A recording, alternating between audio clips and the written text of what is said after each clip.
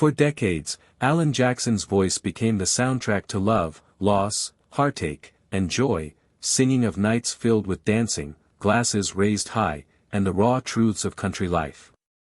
To the world, he was the picture of a country music legend, smiling beneath the stage lights, strumming his guitar, and living the dream. But behind that warm southern charm and timeless voice lay a truth far heavier than any lyric he ever sang. For over 40 years, Alan Jackson carried a secret so painful, it would eventually change the course of his life forever. Today, that truth is finally coming to light. In 2011, doctors delivered news that would change Alan Jackson's life forever, a diagnosis so devastating, he chose to keep it hidden from the world for a full decade. Fans assumed the changes they saw were simply age catching up to him, never realizing he was quietly fighting a battle for his life. When he finally revealed the truth in 2021, it sent shockwaves through the country music world and broke hearts across America. It was then that the world learned the real reason this legendary voice walked away from the stage for good. Alan Jackson's journey began on October 17, 1958, in the small town of Newnan, Georgia. Born to humble, hard-working parents, Ruth, who served meals in school cafeterias, and Eugene, Daddy Gene, a dedicated Ford plant mechanic, Alan was raised on values of grit, faith, and humility. Their modest home was built around his grandfather's old tool shed, cramped and noisy, yet overflowing with warmth. As the youngest of 5 children, with 4 older sisters, Diane, Kathy, Carol, and Connie, privacy was a luxury he never knew, but family bonds were unshakable. In that small home, filled with laughter, love, and the comforting aroma of Ruth's cooking, Alan's deep connection to music began to take root, shaping the man who would one day become a country music icon. Growing up in that shed was challenging, yet Alan found solace in music.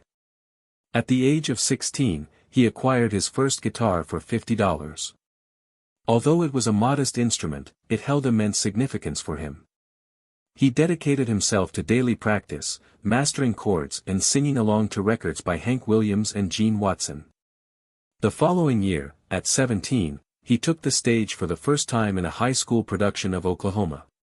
That experience under the spotlight ignited a passion within him. Alan had been working since he was 12 years old. His initial job was at a shoe repair shop, and from there, he accepted any work available, selling cars, crafting furniture, and working as a carpenter. He even contributed to house construction. He left school not out of desire, but because his family needed financial support, and every job imparted valuable lessons. Selling cars taught him effective communication, while carpentry honed his focus. Each hour of work and every dollar earned brought him closer to his aspirations. Eventually, Alan formed his first band. They named themselves Dixie Steel. They weren't well known, nor did they perform in stadiums. Instead, they played in bars, VFW halls, and community events throughout Georgia. Some nights, they earned just enough to cover gas, while other nights they barely broke even. Nevertheless, Alan persevered. His voice was distinctive, deep, sincere, and powerful. Gradually, people began to take notice. Dixie Steel became a familiar name in the local music scene. It wasn't fame, but it was a start. Alan also had another source of strength during tough times, Denise. They had met in high school and fallen in love. On December 15, 1979, at the young age of 21, they tied the knot. They lacked money, and their wedding was modest, but their connection was unbreakable. Denise supported Alan's dream, even when it seemed unattainable. She worked as a flight attendant to help sustain them while Alan pursued his musical ambitions. There were difficult days, with bills piling up, arguments arising, and doubts creeping in. Yet, they remained united. By the early 80s, Alan continued to perform with Dixie Steel. He persisted despite the small crowds and poor pay. He had previously experienced the type of life that was the subject of country music. Hope, struggle, love, and hard labor. Alan Jackson and his wife Denise took a risk in 1985. They left Newnan, Georgia, packing their whole existence into one U-Haul trailer and making their way directly to Nashville. They had very little money, no record label support, and no job waiting for them. Alan had a big dream and a few tunes. That was it. Despite the enormous risk, they had faith in one another. In particular, Denise never lost faith in Alan's music. Every bill felt like a mountain in their little Nashville apartment. As a steward, Denise took more flights to keep them afloat. Their major break didn't come from cold calling or auditions, but Alan took any gigs he could. It was a result of chance. One day, Denise noticed Glen Campbell on a regular flight. Denise approached him directly and told him about Alan, something that most people would have been too nervous to do. She asked for a chance, not a record deal. Glen did not dismiss her. Rather, he gave her the business card of his manager. Everything changed in that instant. That one card was the impetus for their decision to relocate to Nashville. Hope only, no assurances. After they got there, Alan got his first job at the Nashville network in the mail room. He delivered parcels, sorted mail, and kept out of the way, but he was always studying and listening. He gained insight into the country music industry through that mail room. Alan spent his free time watching You Can Be a Star tapes. He studied each contestant in the singing competition. On that stage, he felt at home. His opportunity arrived in 1986. When someone asked him if he wanted to perform, he was simply sitting in the crowd as usual. He took the stage and sang George Jones' He Stopped Loving Her Today. Everyone in the crowd got up. Alan was no longer a nobody. Keith Stegel, one of the producers there that evening, was so impressed that he began collaborating with Alan. And that would turn out to be one of Alan's most significant collaborations. Alan soon signed his first songwriting contract with Glen Campbell's music publishing business. It was not ostentatious. He was earning a meager living by penning songs for other musicians. He was in, though. Writing for hours each day allowed him to discover what worked and what didn't. It was still a difficult journey. Alan and Denise lived paycheck to paycheck for years. He was rejected by every record label. He didn't have the look, according to some. He sounded too archaic, according to some. Denise persevered, putting in long hours at work while Alan gave his all to his music. He listened to their music on the radio, saw his pals get signed, and pondered whether his moment would ever come. Everything changed when Alan Jackson made a move in 1989. He was the first artist signed to Arista Nashville, a new division of the storied Arista Records, on June 26. Jackson's name shone out during a period when country music was changing due to the entry of new artists like Gar Brooks and Clint Black. Tim Du Bois, the president of Arista Nashville, recognized something unique in him. Jackson's unadulterated classic sound was both new and recognizable. Something significant began with the signature, the first in the label's records. Jackson still has the pictures from the day in his own collection. However, questions started to surface a few months later. Blue Blood Woman, Jackson's debut single, was released in September 1989. The strategy didn't work out. On the Billboard Country chart, the single only peaked at number 45. It didn't make it into the top 40. Questions were raised by that kind of start. Many questioned whether Jackson's traditional approach was already outdated. Some Arista employees weren't even sure if their initial signature was a mistake. Jackson didn't flinch, though. The lackluster response only made him more determined. He would acknowledge years later that he was enraged by the song's failure. Despite its lack of success, Blue Blood Woman gave rise to a voice that was here to stay. Then the actual breakthrough occurred. Here in the Real World, Jackson's second single, was released on January 15, 1990. Everything was different.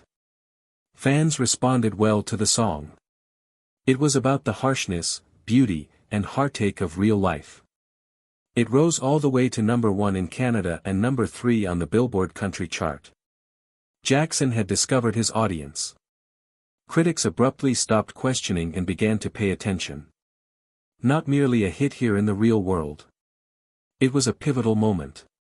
It was then that Jackson's career really took off. He would go on to record 27 consecutive singles in the top 10 as a result of it.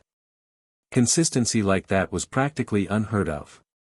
Jackson demonstrated that country music didn't have to follow trends with just one song. All it had to do was be truthful. On February 27, 1990, his full-length debut album, Here in the Real World, was released. It did more than simply capitalize on the single's popularity. For more than a year, it remained on the charts. 4 of its tracks made it into the top 5. I'd Love You Again, Wanted, Chasing That Neon Rainbow, and Here in the Actual World. The final one was quite intimate. To commemorate their 10th wedding anniversary, Jackson penned it for his wife, Denise. His first chart-topping single, it peaked at number 1. Remarkably, Jackson co-authored or wrote 9 of the 10 tracks on the album. That level of commitment was uncommon for a new artist. The album achieved double platinum status after selling more than 2 million copies in the United States. It was evident that Jackson's words, voice, and style made a profound impact. The entire genre was rocked with Alan Jackson's May 14, 1991, release of Don't Rock the Jukebox. 4 consecutive number 1 singles were released from the album. The title tune was played first, followed by Someday, Dallas, and Love's Got a Hold on You. Like a dart fired properly, each one struck the top. Then something much more eerie appeared. Montgomery at Midnight.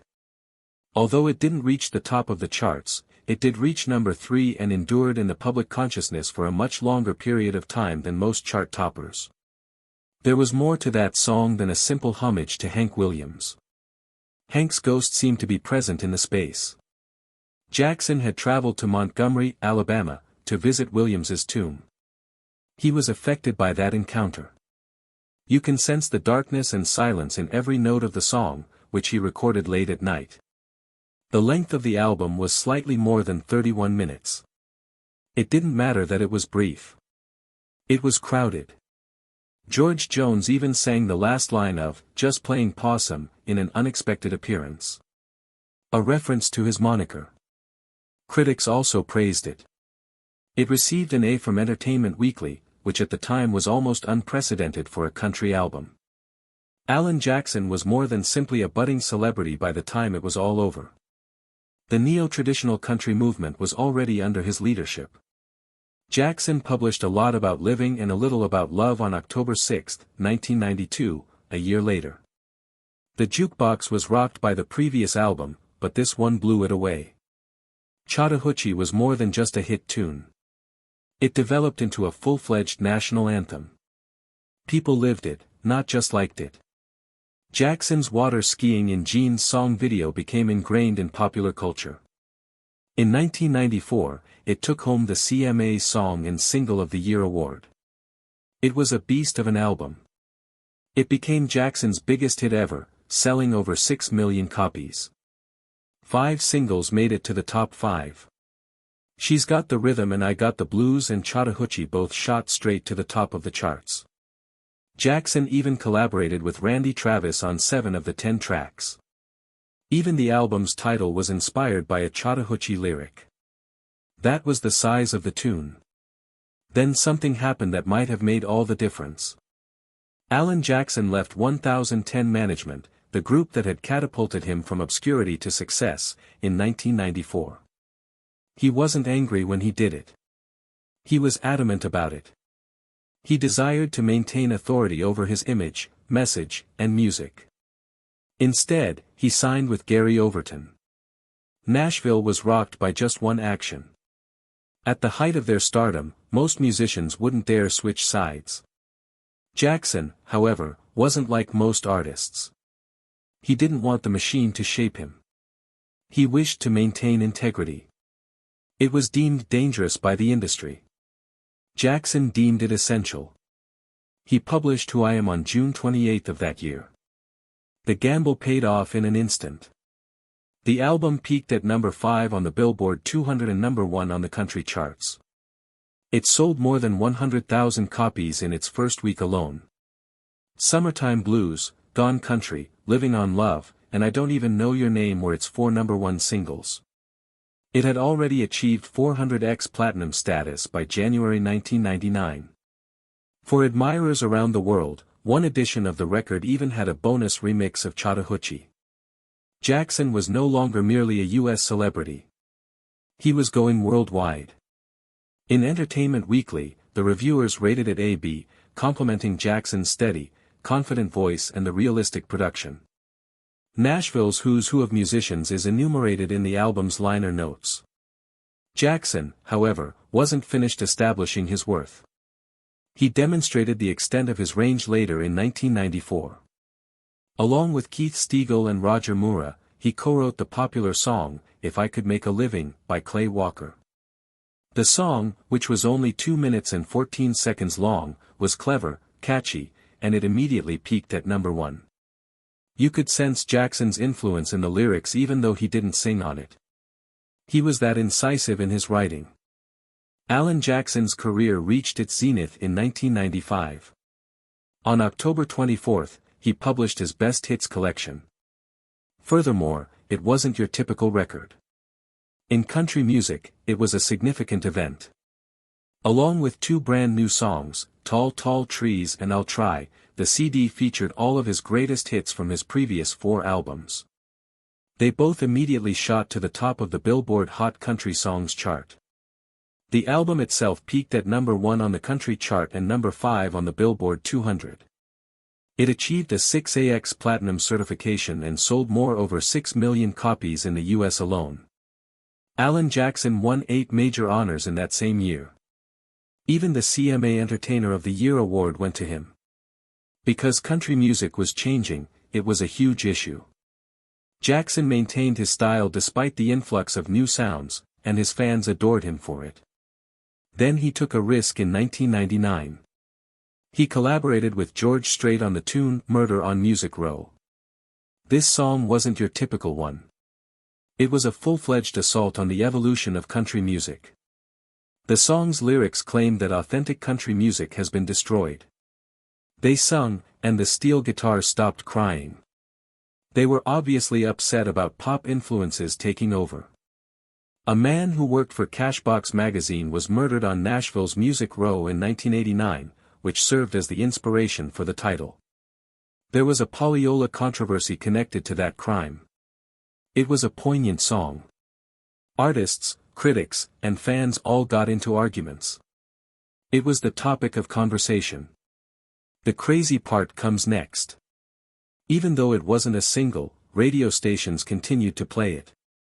It peaked at number 38 on the Billboard Hot Country list because so many of them did. In the period of broadcast data systems, it was the highest charting album cut that had never been made available as a single. Gar Brooks' Bellow Wood was the only other tune that had come close. The message of Strait and Jackson, however, was more loud. It demonstrated how much traditional country music was missing. That same song was used by Jackson and Strait to begin the Academy of Country Music Awards in May 2000. It was a bold action. Millions of people watched in real time. Instead of playing it safe, they set the whole country music industry on fire. One of the most talked about moments in the history of the award event, the performance received extensive media coverage. The music wasn't the only thing. Making a statement was the goal. Jackson continued to put out albums at the same time that fans were raving about. In 1996, Everything I Love was released. Then, in 1998, came High Mileage. It was a darker record. Later, Jackson claimed that it was a reflection of some personal difficulties. It did, however, have 4 major singles. Right on the Money, one of them, became the number 1 song. He paid homage to the luminaries who influenced him with his 1999 album Under the Influence. Additionally, he returned to traditional storytelling with the release of When Somebody Loves You in 2000. Every record maintained his style while adding something fresh. His career was at its peak during that time. However, despite all of the success, there were some issues. Alan and his wife Denise split up at the beginning of 1998. Their marriage had lasted for 19 years. Supporters believed they had a solid bond. However, the reality was that fame had cost them. Alan had a full schedule. The gap widened. Later on, Denise disclosed that Alan had cheated on her. That marked a sea change. Alan acknowledged feeling adrift. The separation lasted several months, and he remarked, "We were just kids when we started out. We didn't get a chance to grow up before committing." Both of them were going through a difficult period. They eventually made their way back. It took time for it to happen. It required effort, trust, and counseling.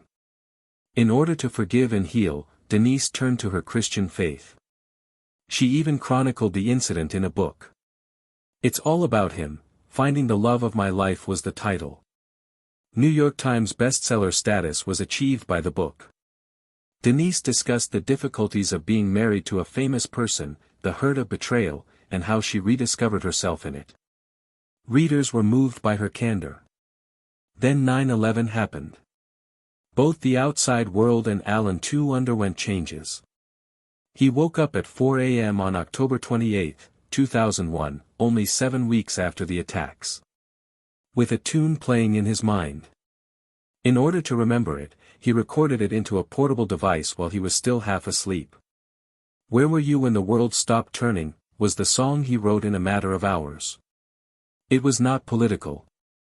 It made no attempt to preach. All it did was pose queries. At the moment, everyone had questions. He was initially hesitant to record it. He was worried that the tragedy would be interpreted as a publicity stunt. However, he was urged to disclose it by producer Keith Stegall and his wife Denise. Alan Jackson sang the song live at the CMA Awards on November 7, 2001. At the last minute, he revised his original plan to sing Where I Come From. He poured his heart out while perched on a stool with the entire orchestra behind him. After a moment of quiet, the audience offered him a standing ovation. Among the most memorable performances in CMA history was this one. The live version was played on radio stations right away. The traffic even caused his website to crash. Music didn't seem to fit the moment. It was therapeutic. The song soared to the top of the Billboard Hot Country Songs list upon its debut, where it remained for 5 weeks. Additionally, it peaked at number 28 on the Billboard Hot 100 for all genres. It was unusual for a country ballad to have that. The song appeared on his 2002 album Drive, which peaked at the top of the country albums and Billboard 200 charts. In its first week, more than 11,000 copies were sold. The album achieved 4 times platinum status by May 2003. Jackson included the song's radio and live versions. Jackson received his first Grammy for it, and it went on to win Song of the Year at the ACM and CMA Awards. The 3 girls that Alan Jackson and his wife Denise nurtured became the center of his universe. The oldest, Maddie, was born on June 19, 1990. She wasn't merely a shadow of her father. She paved her own way. Tragic events occurred after she married Samuel Selichman in 2017. Less than a year later, he lost his life in a boat accident. She continued somehow. To aid widows, orphans, and victims of human trafficking, she established the Nashville Foundation. She then fell in love once more in 2023, and in 2024 she gave birth to her first child. Ollie, who was born on August 23, 1993, came next. In 2020, she wed Sam Bradshaw, and in December 2022, she gave birth to Jackson Alvey Bradshaw, making Alan a grandfather. She frequently claims that her father, who was modest, gentle, and steadfast, was every daughter's ideal. On August 28, 1997, Danny, the youngest, was born. Although she maintains a low profile, her father's music makes it obvious how much he loves her. "You'll Always Be My Baby" was even written by him at his daughter's weddings. Although his family was constantly mentioned in his songs, Alan Jackson's fame enabled him to lead an equally significant life away from the recording studio. He made $28 million when he sold his enormous house in Franklin, Tennessee, in 2010. Sweetbriar was a 19,000 square foot home on 135 acres with a private lake and 6 bedrooms. It was now a landmark in the area. However, Denise and Alan desired something more straightforward. They chose peace over flash even though his name was at the top of the charts. On April 16, 2010, Alan received recognition that is rarely given to country singers. The 2005 star on the Hollywood Walk of Fame was given to him. As he stood at 6801 Hollywood Boulevard, he reflected on his early days as a song-chasing boy from Georgia. By that time, he had performed for 3 U.S. presidents, amassed over 100 honors, and sold over 50 million albums. However, he claimed that this particular occasion felt unique. A few months later, in January 2011, he abruptly ended his 21-year collaboration with Arista Nashville, shocking the industry. In 1989, he was their very first artist.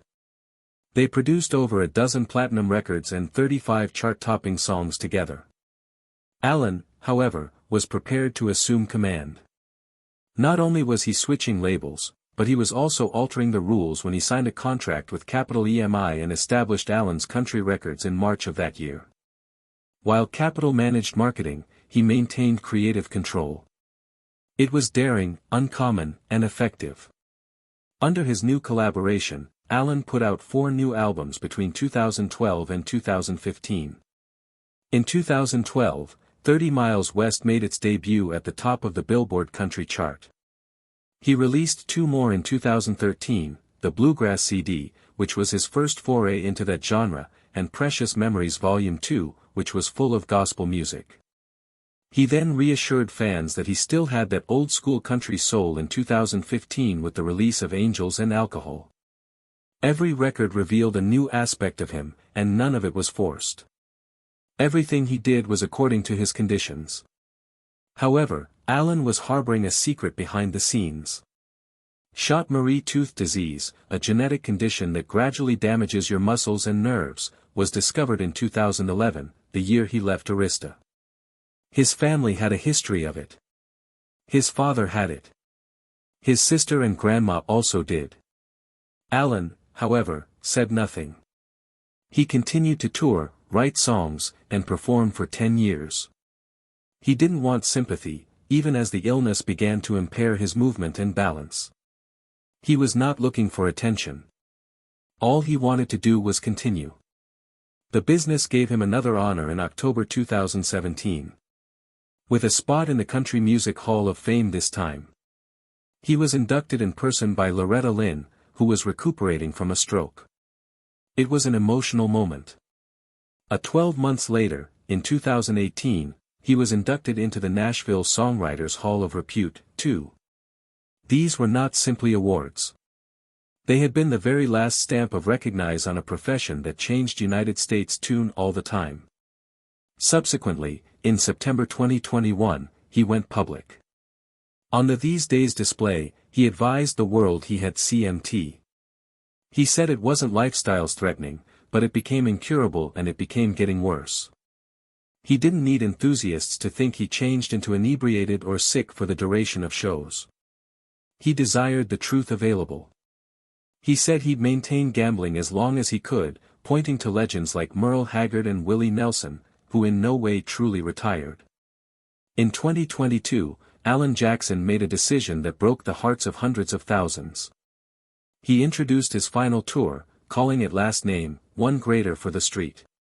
Fans knew it wasn't just any other string of live shows. It become goodbye. After greater than 40 years in us of a tune, Jackson turned into stepping away. But what clearly bowled over each person was the purpose. Alan found out he had been diagnosed with Charcot-Marie tooth disorder, an unprecedented nerve disorder that slowly takes away muscle control and stability. He said it changed into getting more difficult to stand, tougher to play guitar, and more difficult to carry out. But instead of disappearing quietly, he gave his fanatics one ultimate risk to sing at the side of him. The tour kicked off in June 2022 and fast have become a sellout in over 30 towns. Tickets vanished inside hours. People drove across states just to hear him one last time. For many, these were not just concert events. They had been emotional goodbyes to the voice they grew up with. At the same time as Alan becomes saying farewell on Level, something new turned into beginning at Domestic. In December 2022, he had become a grandfather. His daughter Ally had a child boy named Jackson Alvey. Pics of Alan conserving his first grandchild melted hearts across social media. Then in June 2024, his daughter Maddie gave delivery to another boy, Wesley Allen Smith. Alan, who were open approximately his struggles together with his contamination, now determined new pleasure in those little lives. He mentioned how their laughter gave him electricity, how telling them tales and gambling tune felt more crucial than ever. Even when his body turned into failing him, being a grandfather made him experience alive once more. On May additionally 17, 2025, all of it came to an give up. The final show of the excursion took place in Milwaukee, Wisconsin, inside the packed Fiserv Forum. Over 17,000 enthusiasts have been there keeping symptoms, wiping tears, and making a song each word. USA track stars regarded on display screen with video tributes. Jackson's own family dispatched messages, too. But the moment nobody will neglect was when he sang, "Do not forget whilst," because the final "Be Aware" diminished, he stood alone in the highlight and gave a farewell speech. His voice cracked as he known as his adventure a long candy ride. The crowd stood and clapped for almost 10 minutes. The concert changed into streamed online and aired on national television. Hundreds of thousands watched as considered one of USA Track's maximum loved voices walked off the level for the final time.